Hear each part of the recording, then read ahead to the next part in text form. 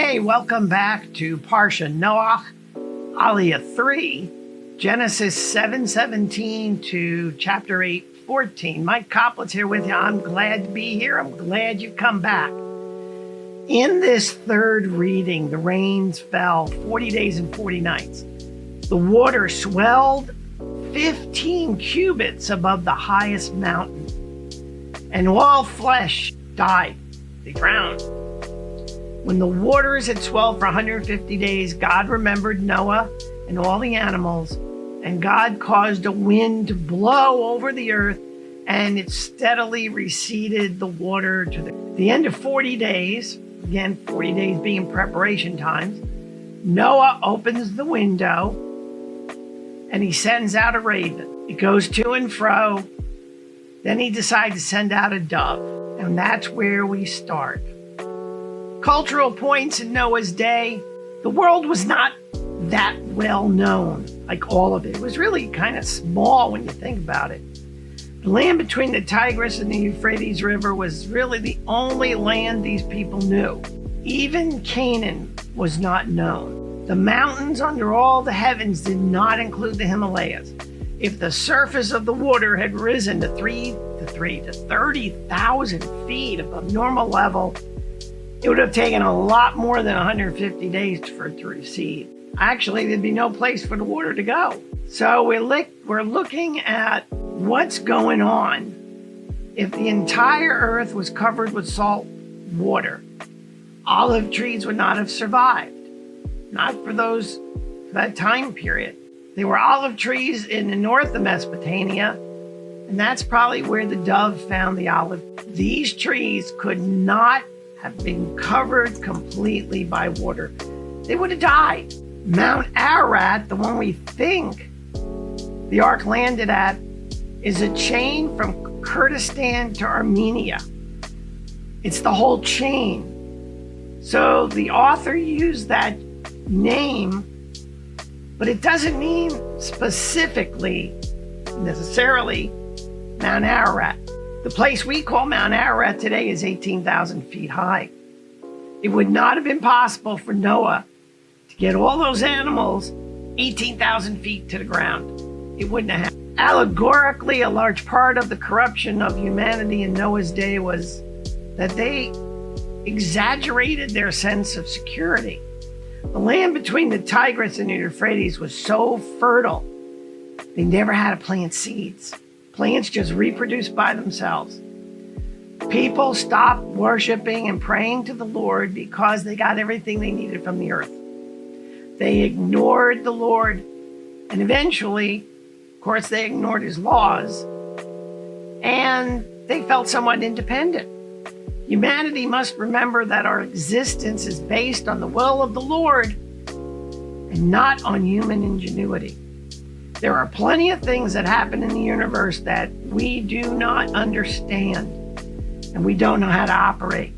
Humanity needs to reclaim the idea that God, the Lord, oversees everything, and that homage needs to come to the earth. Let's take a look at a couple of things and some questions that we might be able to talk about. Verse 24 of chapter 7, the significance of 150.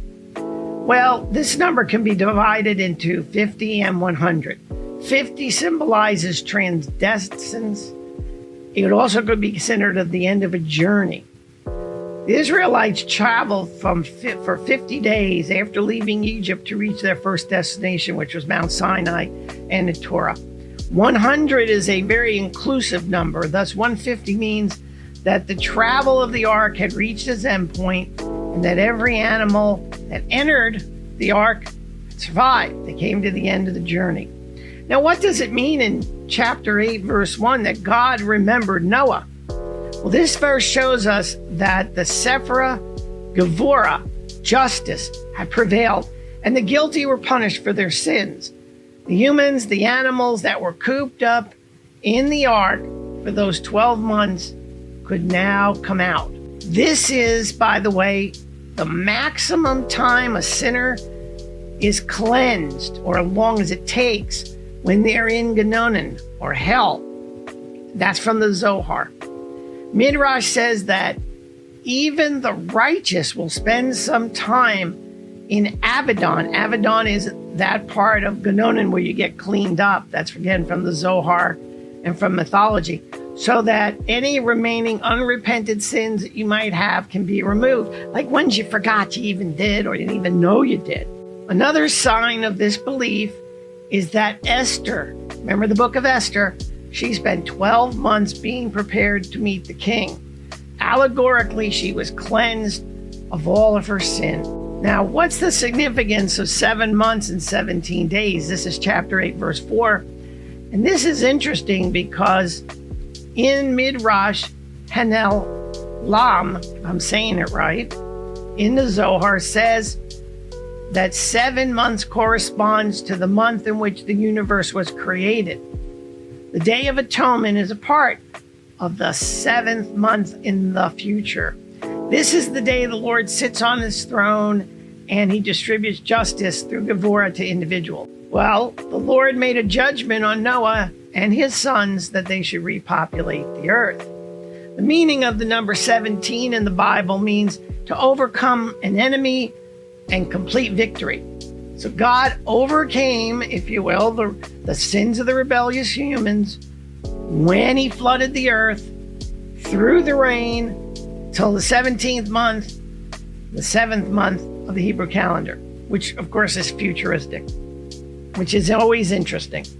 Noah's Ark and its 9 passengers rested on the mountain of Ararat